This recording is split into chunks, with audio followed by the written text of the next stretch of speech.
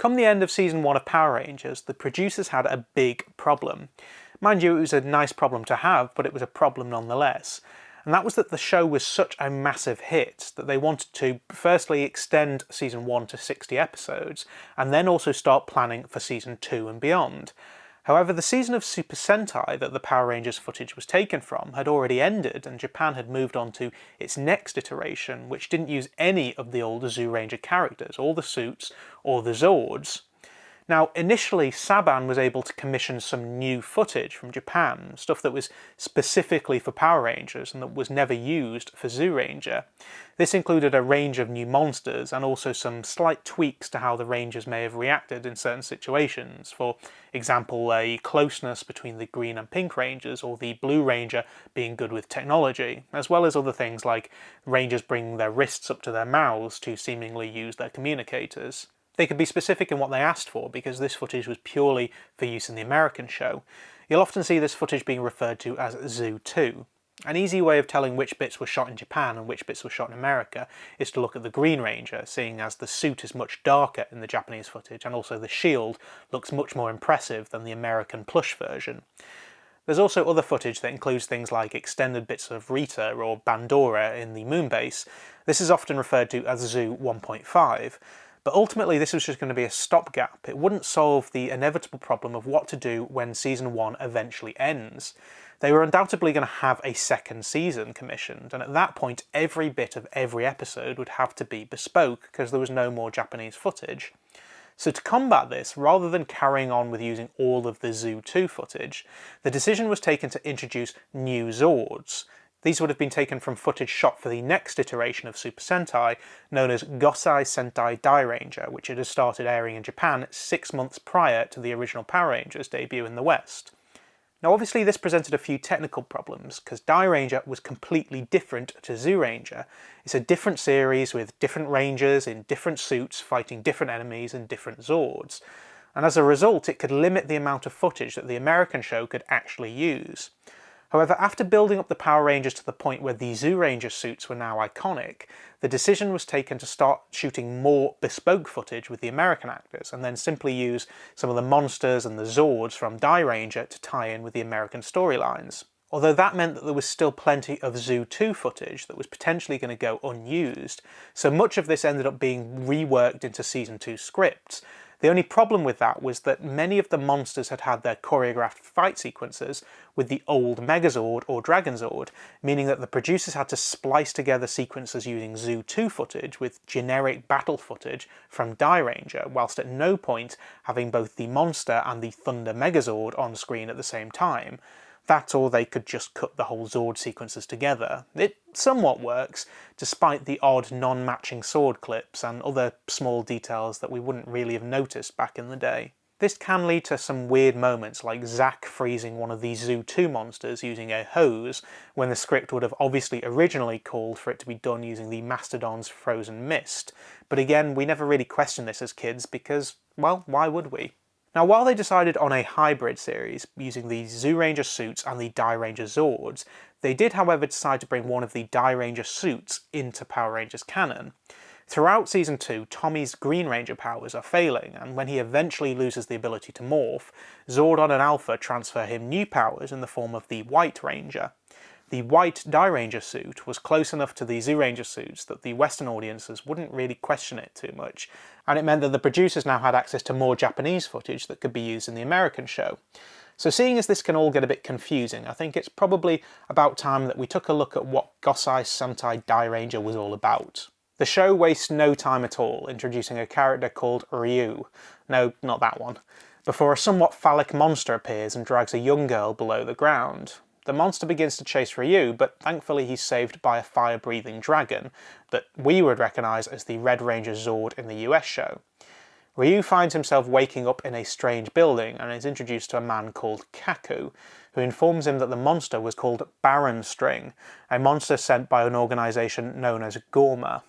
The Gorma were an organisation that tried to bring an end to the human race, and they've recently resurfaced.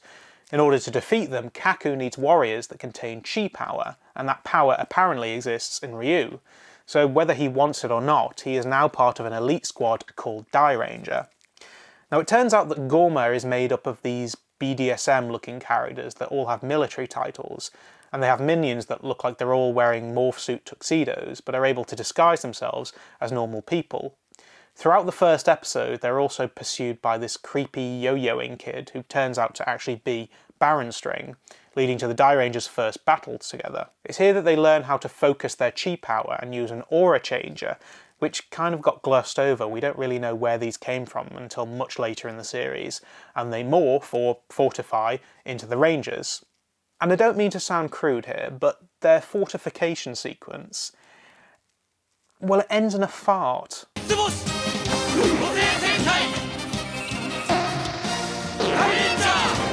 You thought I was joking.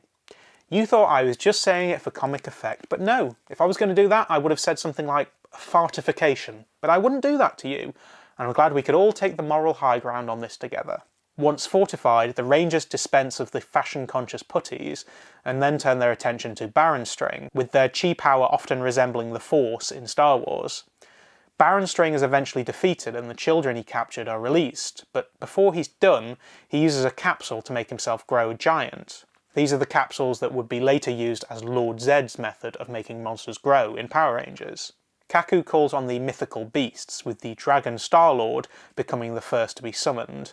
This is able to transform itself into a battle mode that looks like a person rather than a dragon, and unlike in the Power Rangers, it's not just the Red Ranger that enters the Zord, they all do. Not that it's actually a Zord, because that's the American word for it, but you know what I mean. Eventually the Rangers break out their pole dancing skills and take Baron String out for good.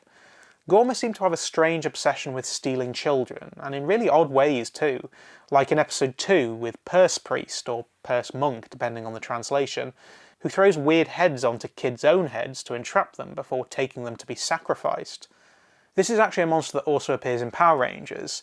In footage from the US show, you have the full lineup of Zyuranger style suits, with also the white Dairanger style suit, which I'll get onto in a minute, also with the original monster on screen all at the same time.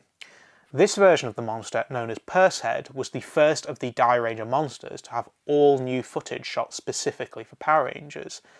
This footage was presumably shot in the US using the American actors, as some of the monsters from Dairanger, as well as from Zoo 2, appear later in Season 2 of Power Rangers, alongside an unmorphed Tommy, as well as also holding the White Ranger's Morpher, which only appeared in Power Rangers, and also fighting the White Ranger alongside 2 Zyuranger-suited Power Rangers. The story of Dairanger goes on with more weird kidnappings, more monsters that also make appearances in the US show, more Star Wars similarities when Ryu's father is used to fight against the Rangers but then turns good as he's dying, etc, etc. And then in episode 6, Lin, the Pink Ranger, discovers the secret of using specific jewels to control other mythical beasts, but at that point they don't know how to combine them yet. It's not until the end of episode 8 where Ryu's dying father tells them how to form the 5-star fusion Great Unified Lord, which is somewhat less snappy than Thunder Megazord. In episode 17, we're introduced to a 6th Ranger, and it's not what you'd expect. An annoying little kid who steals people's milkshakes and grabs women's boobs, also adding comments on how big or small they are, as well as also just being a general little bleep that, is apparently our new hero. There's a sword that's been calling out to the boy, or Ko, as I'm not pronouncing properly, to help him become the Kibi Ranger, in a King Arthur-style sword in the stone moment, and going through a fortification sequence whereby he becomes the same size as an adult. It gets a little bit complicated with Lin and Ko being brother and sister, but we learn later that they're not actually brother and sister, but that's what forces him to join with the Dairangers. Gorma attempt to recruit him though, trying to turn him towards hatred for his mother, and we learn later that while his mother was the Dai tribe, his father was Gorma, and therefore he could turn against the Dairangers. And so she was so terrified that he would turn, she branded him with a tiger symbol, the symbol of the Kibi Ranger, to help protect him. Masterminding all of this is Akamoro, this creepy looking kid who smokes a party horn.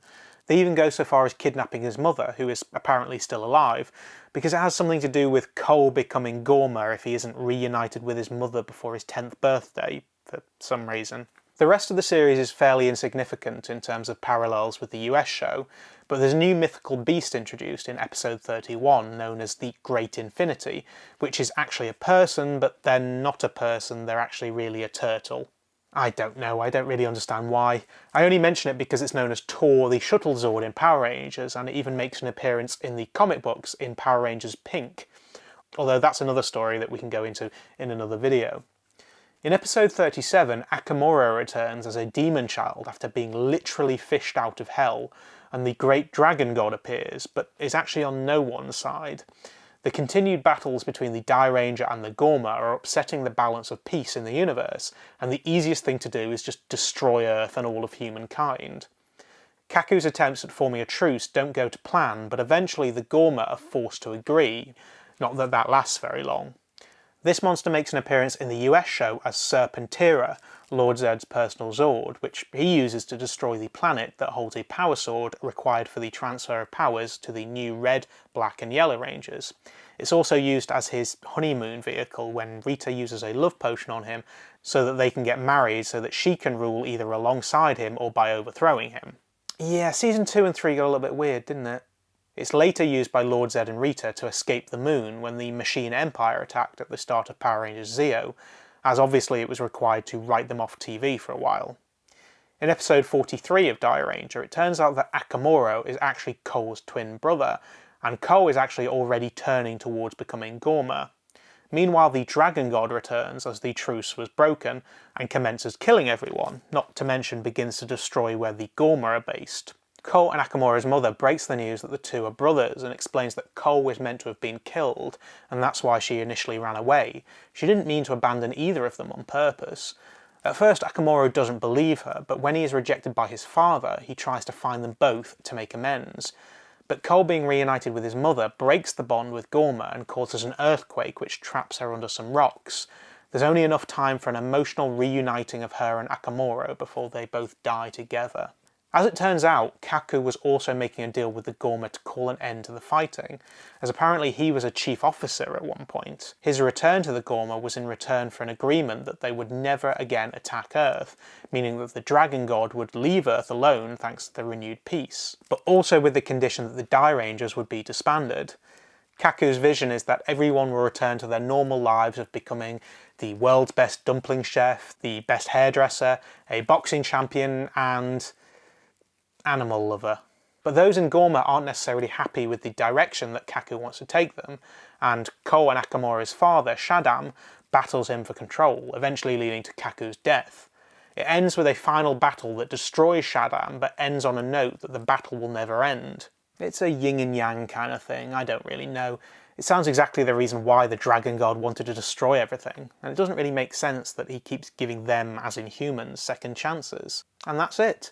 You can see why it would have been a difficult adaptation for the US producers. There's less of a connection between Dairanger and the remaining series of Power Rangers, as there was with Zyuranger and the first season.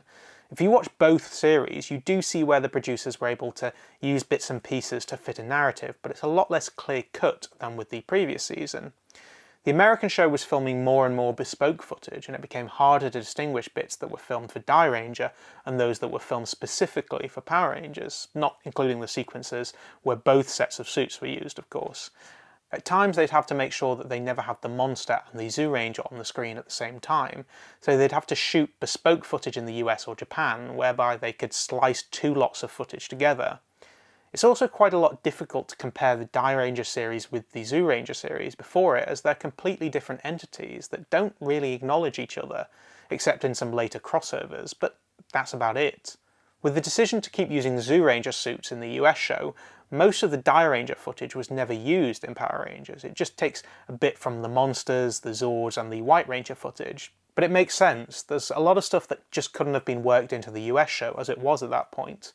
It's a shame though, because the US show just started to meander a little bit, and it became more and more obvious that they were running out of ideas of how to keep it going, before eventually rebooting with Power Rangers Zeo, which was based on Kyōryū Sentai Dairanger. That's definitely not how it's pronounced. But anyway, that's our look back at Gosei Sentai Dairanger, and until next time, cue the music.